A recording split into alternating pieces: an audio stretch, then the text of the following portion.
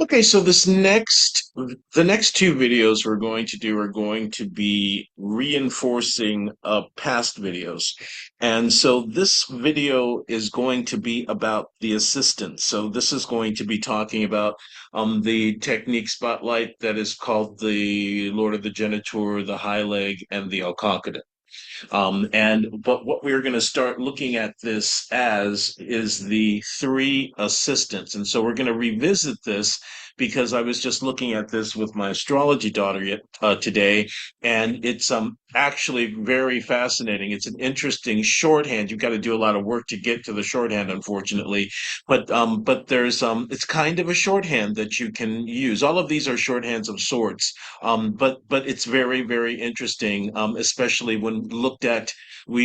She and I were looking at Donald Trump and Paul Newman, and the differences between these three assistants. So, what he basically says here is we must appoint three assistants in every affair: the victor, the releaser, and the kadukuda. The victor has signification in the outcome of the matter, the releaser, the beginning of the matter, the do kuda, the determination of the nature and disposition of a star and place.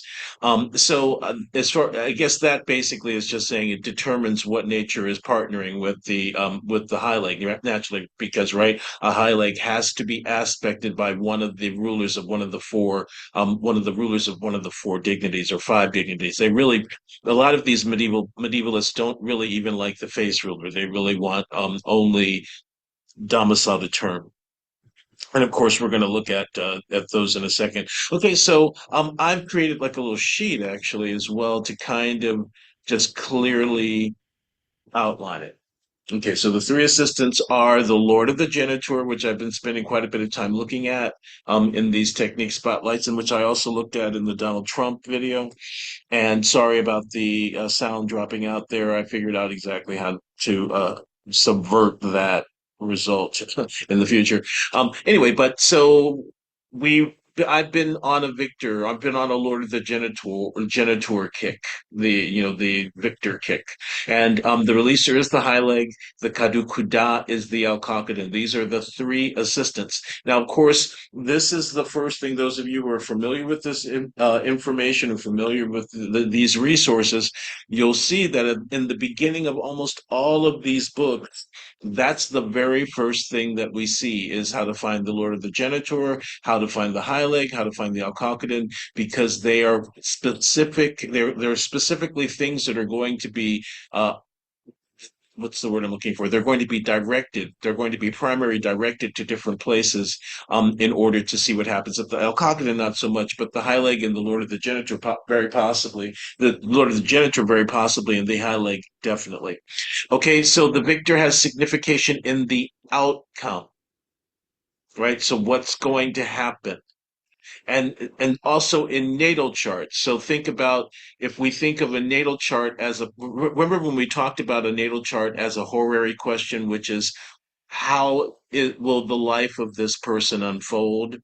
So every matter, so in a natal chart, the person themselves is the matter, and the person themselves applies themselves to any matter, right? So if it's about money, that these assistants become the assistants in that matter in the natal chart. Of course, when we have a horary chart and somebody's just asking about something specific, then those three assistants become important in that specific matter that the client or that you yourself have asked about. And maybe we'll actually look at that in a horary chart too, because really that's what a lot of this was ultimately meant for.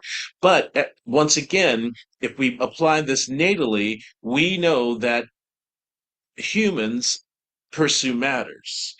Thus, these assistants will happen in every matter in the natal chart. These three assistants should show up in every matter that we involve ourselves in. Thus, the high leg is how we begin everything.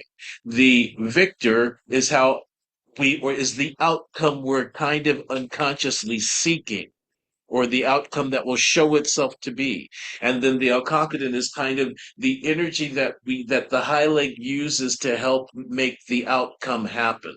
Let's think of it in that response, because or in that way, because I think that that gives us quite a bit of interesting stuff to look at.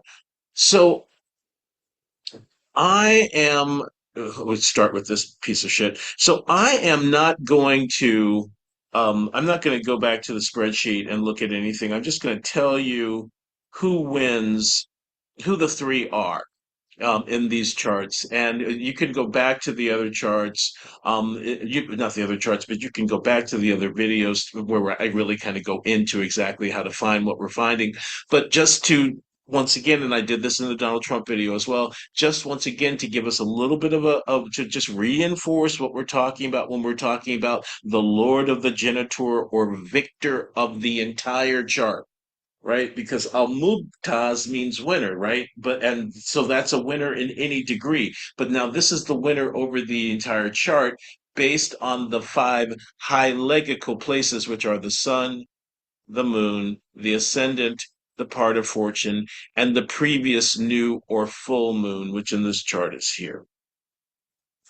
Okay, so once we do that, then we create a compound almutin over those 5 degrees, and whoever is the winner is not necessarily the winner, is not necessarily the victor. Then there's a whole way that we come to judgment about which planet really deserves to be the victor. And so I've already done that with almost all of with I think all of these charts that I have up here.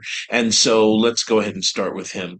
So this is a really fascinating chart, and I of course just did the video about him and about the Mars effect, the astrology of Mars, and Mars is the victor. And we talked about Mars and destruction, right? So Mars, and remember that Venus is harmony and that the Mars signs are the opposite of the Venus signs. So anything that Venus is trying to do, Mars is trying to do kind of the opposite, which is why she's all about love and harmony and union, and he's all about contention and violence and and anger and wrath, right? So in this particular chart, and also note that here Mars is a hot and dry planet in a hot and dry sign of Leo. We talked about how Mars here is on the Regulus, right? How Mars is on the Regulus, and so that the fixed star Regulus is elevating this Mars to an exalted status, and a status of extreme power and protection, in my opinion.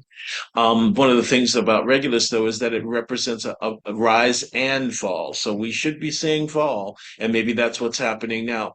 But okay, so we know then that outcomes. We know that when this person, so let's kind of apply this logic about the three assistants. Ultimately, when a person applies themselves to matters, this is a shorthand that we can apply to how they will start, go about, and um ultimately uh realize the matter, or perfect, right? Because matters perfect. To perfect means to what to perfect means the successful completion of a matter, right? So when Donald Trump goes for a matter, the outcome this person is looking for, unconsciously or consciously, is Mars, is going to be represented by Mars. Now, also note that the Mars is here on the ascendant, so it's going to through the personality, it's going to show itself. Mars is in Leo, and Leo of course is ruled by the sun, which ends of the sun represents arrogance and pride and braggadocio and snobbery and the heights and things of that nature. Okay, so that's the outcome we're talking about here, right? That's the outcome that the person is generally seeking. Think about what I mean, we'll just go to my other video because it talks all about basically the modus operandus destruction, is division, is contention, is to stir the pot and to make things difficult. All right, so then we found the high leg. The high leg in this chart, and once again, there's another video about the high leg. The high leg in this chart is the sun. And note that the sun is at 22 Gemini, applying to the sextile of Mars. So that means that then what made the sun actually the high leg, because a planet can't be, or one of the five places cannot be a high leg unless it's being aspected by one of the five rulers of the essential dignities. And in this case, the only one that the sun was connected to was its term ruler, which in some medieval astrologers gave preference to the term ruler because they were already using the term rulers. They were projecting through the bounds, or what's the word that they were using? I forget what the word they use here on AstroSeek, but they were basically uh, they were directing through the bounds, through the terms, as well as they were doing primary directions too. So they were changing the number of degrees to right ascension, and then translating the right ascension into years. And so let's say you were born during the what's this is, I think, the Mars term. You're born during, let's talk about Mars here, because we know he's in his own term. So let's say you're born in the Mars term. And that means that I think Mars has the last 5 degrees or something. So those 5 degrees would be then translated into right ascension, would then be translated into years until we get to the next term. Mars probably has the last term of Leo, which then would take us to the first term of Mercury, which is Mercury's term. And so that's, I think, 8 degrees, which would then, you see what I'm saying? So that's why they would do that. So I digress, but I get kind of caught. I go down these rabbit holes of memory. Sorry. But that means then that the Mars is both the victor, or the Lord of the Geniture, and the Alcocoden, the Karukuda, which means it's all about this Sun Mars sextile.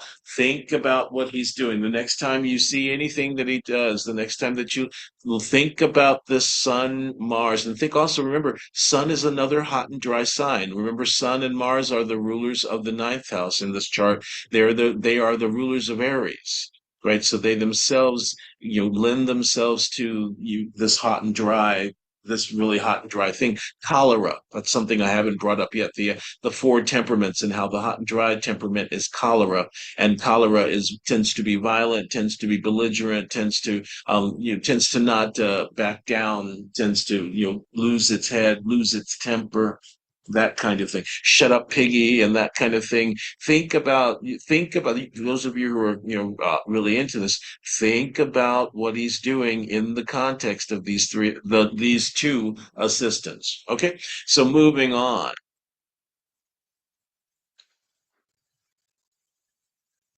Oh, here's Paul Newman. Perfect.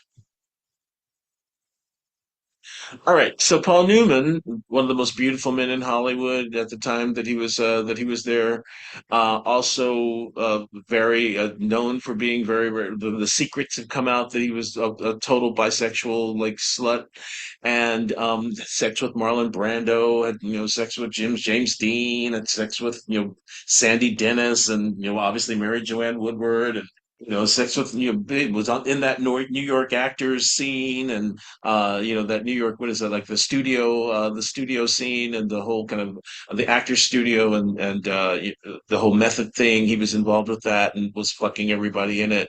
And so anyway, but that's not our point. But yes, it is kind of our point, because now this is a nighttime chart, which means that we would start with the moon, right? In a daytime chart, in order to find the high leg, we would start with the moon. Now, the Lord of the Geniture, did I do it for Paul? I think I did.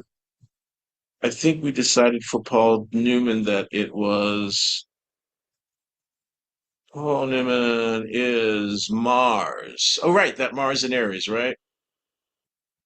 Yes, Mars. We decided that Mars was the. Oh, so here's another one where Mars is the victor. Mars is the Lord of the Genitor, right? So, and this is a strong Mars in the fourth house, so there might have been some kind of bullshit going on at home or whatever. But Mars, definitely, right? Mars here rules the fourth and the 11th, and that's a good, strong Mars to rule the 11th. Right, because the 11th. Oh, I'm looking at the equal chart, aren't I? Hold on a second. Let me move. Okay, wait, no, 14. There we go, the Albicious chart. Sorry about that. So I forgot to edit that chart. and have the equal house chart, because actually the 10th house is Mars, which makes even more sense. I mean, it's good to look at it both because we know that Scorpio is the natural 11th house for Capricorn rising, right? We know that. But it also happens to be the midheaven of this chart. And so this chart has one or two, or it has actually one of the signatures that Bonatti talks about, which is if it's a nighttime chart, if Saturn's in the 10th, that tends to be a signature for for going high in their career, for kind of going to the height of their career or of a career. So it kind of acts like the sun in the 10th in the daytime, although not every chart that has the sun in the 10th is has that happen, is famous, but it can certainly get them to the top of their career. And so we see that here with Paul Newman. And that then also means that this Mars is now the ruler of the is no longer the ruler of the fourth. Then Mars is now ruler is ruler of the third and the 10th, right? So in that other chart, if we were kind of just looking whole sign from a whole sign perspective, where it was an equal house chart, then we would see it would be fourth and 11th, which also would be quite auspicious, right? Because the 11th is called good spirit, and we were just talking about that in the Donald Trump video that we made. But um, we can see that this is really working towards third house and 10th house issues. It's not on the first. We've already talked about Trump and the fourth house and ninth house issues that are connected, even to the extent to where Mars is the warlord, Mars is the war god, and the ninth house is religion, and that he's actually stumbled upon. Like once again, it doesn't look like these assistants have to be conscious. They have we're instinctively cleaving to the symbolism or to these archetypes, and I hate to use that kind of language because that's all fucking Liz Green, but we basically, it looks like that's what we kind of cleave to get shit to start, get shit done, and to complete. And so in this situation, we've got once again another Mars, a very strong Mars, even stronger. But what we know about strong planets or malefic planets that are in their own signs is that they tend to behave better, right? Even though Mars is in Aries, he can be as violent as he wants to when he wants to, but usually when they're in their own sign, they don't act out as much. They act out when they're not in their own sign, is what I tend to observe. All right, so we found who the victor is, right? And so now we're going to find the Hyleg. The Hyleg is the moon in this chart.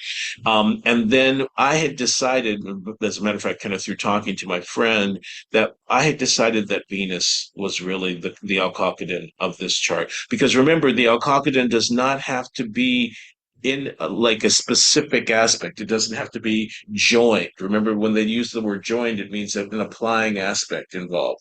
It can be a whole sign aspect. So they make all these distinctions about, okay, so if it's really strong, then if it's really strong, or if it's weak and it's close, use the stronger one. And so look at how close the moon is to Jupiter, right? Her ruler, but Jupiter is not only it's her detriment, but also in his own fall, right? So that's not, I mean, Paul Newman died at 83. So the Alcockton is supposed to tell us how long the person is going to live. So it couldn't be a planet in its detriment, but it could be Venus who's being affected relative, kind of in a weekly. She's weakly being affected in a benefic way by the Jupiter, even though the Venus is in the detriment of the moon. But look, the moon is in the exaltation of Venus. So there's still a little bit of a decent reception that would kind of work with it. So that's what we chose. So look at the difference now. This person starts it with the moon. Accompanying the moon thing is the Venus. Doesn't that make sense for a slut?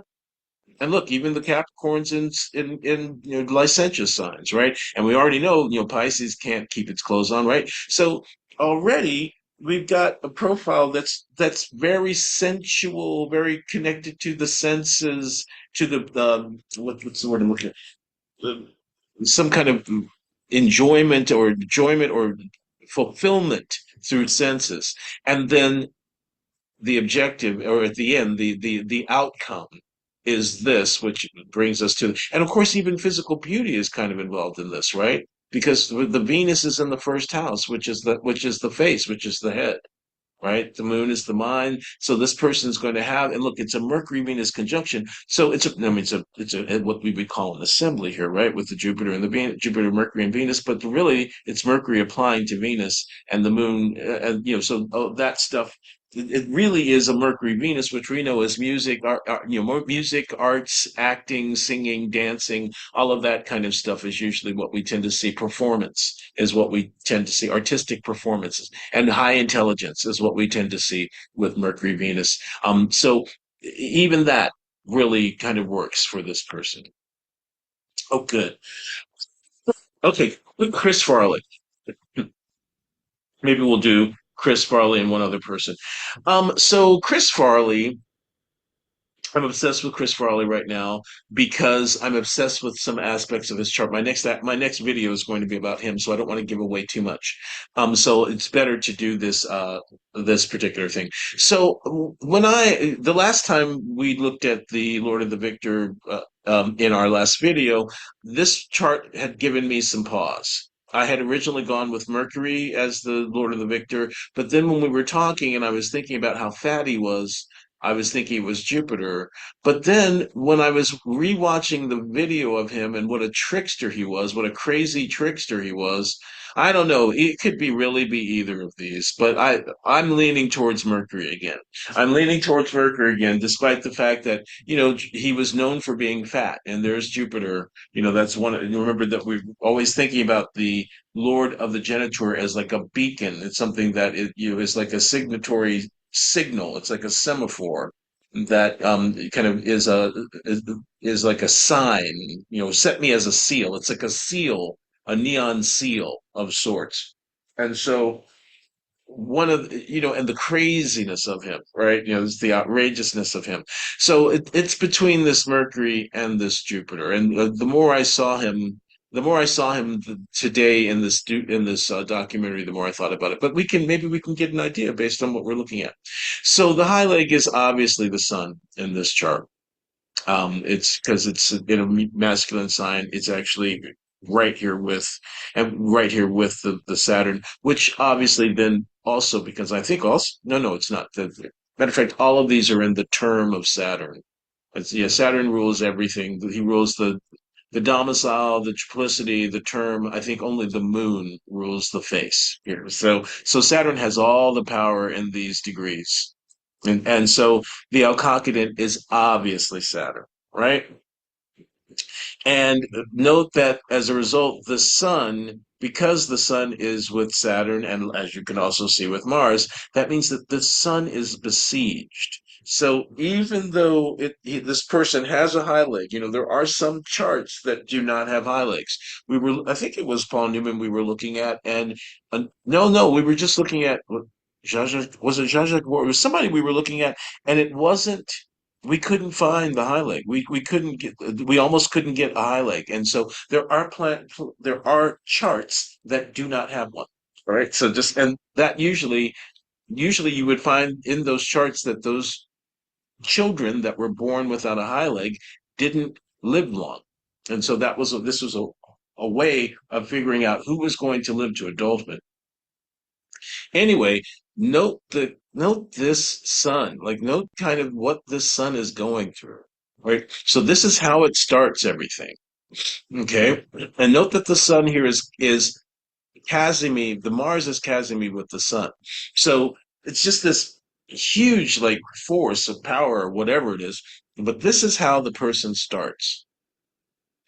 Then the Saturn on some level, it almost feels like you just have to take the whole system.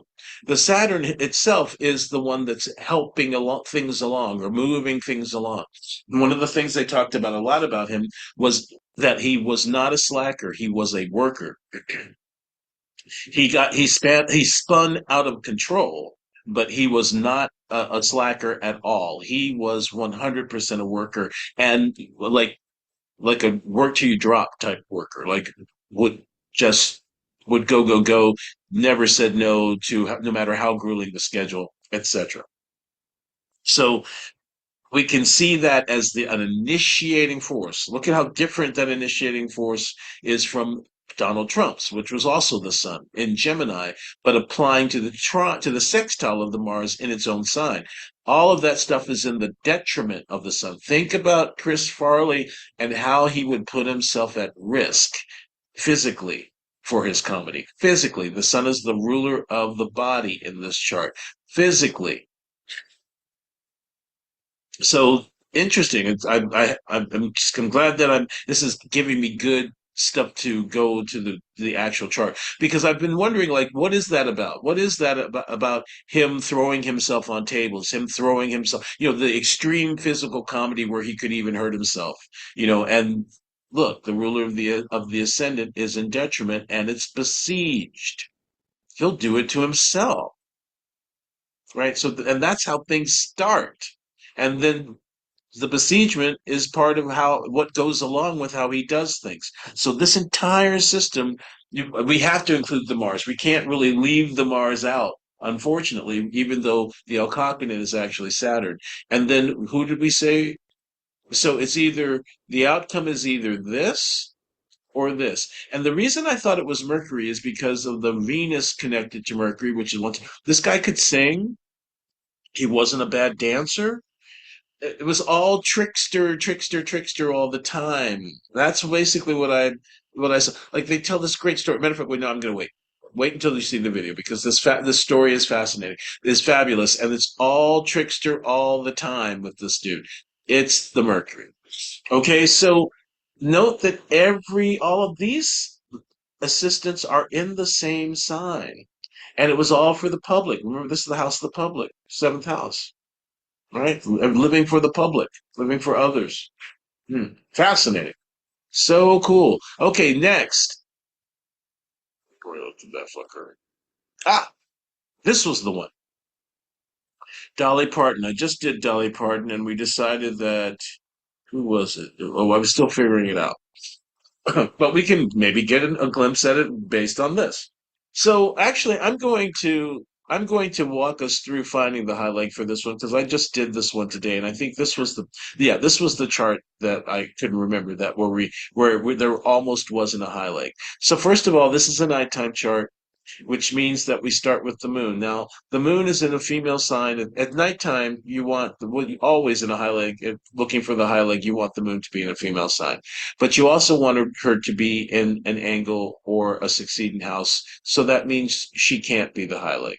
Also, even though she's being aspected by her ruler, she's not in the condition to be able to do it. So then we would go to the sun. Now, if when it's nighttime, the sun needs to be in a male sign. So even though he's in a succeeding house, the sun's already, and he's actually being affected by his ruler, or and look, she's the triplicity ruler, and the moon is the triplicity ruler, and whatever, right? So even though that's happening because the sun's in a female sign, he can't act as the highlight. So the next thing that you would do is you would figure out whether the chart is a previous new moon or full moon chart. And if it's a previous new moon chart, you start from the ascendant. And if it's the previous full moon chart, you start from the part of fortune. So this is a previous full moon chart, right? See how the moon's she's going to the conjunction of the sun.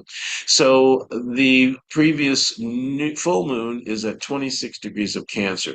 That means that we would look to the part of fortune first before we would go to the ascendant, because the hylegical places are sun, moon, or moon, sun, ascendant, part of fortune, and then previous new or full moon. Okay?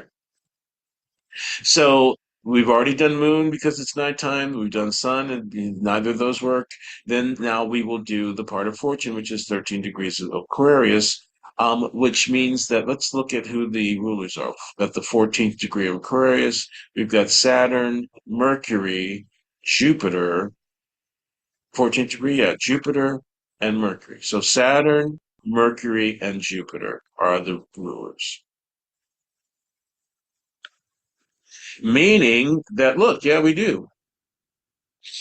That works. Mercury doesn't work, Saturn doesn't work, Jupiter does. So, yes, the part of fortune can act as the The part of fortune can act as the highlight here. So that's different now, isn't it? That's a different thing because now we're not talking about a planet. Now we're actually talking about a point.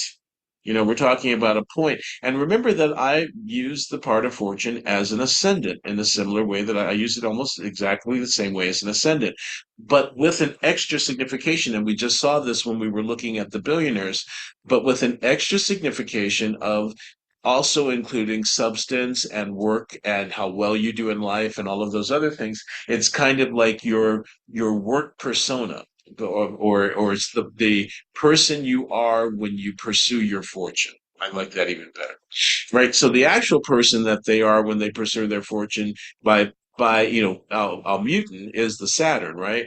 And it was, what did we say? It was Saturn, it was Mercury because he's the triplicity ruler, Jupiter is the term ruler, and then Mercury once again was the face ruler.